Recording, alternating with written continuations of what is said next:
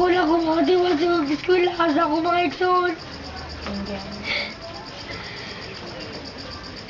Sadala mo lang na dito, Dave, na dili lang mo sakit-sakit. Hindi lang mo balik ang niyang sakit na giniston. Sadala mo lang si Jana. Nagpasalamat ko na si Jana na ayaw na. Matuan mo sa kandila iisa, yung kandila ayaw yan na kay matuan mo. Ano niya, sana po Lord na magadlaw na mikaon. Nagalaw ako mama na simba. Amen.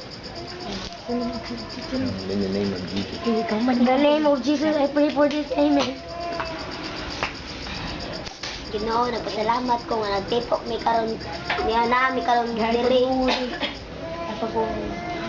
Salamat sa mga grasya nga imong gihatag, maylag ako magtuon kami nga kalampos mi niya.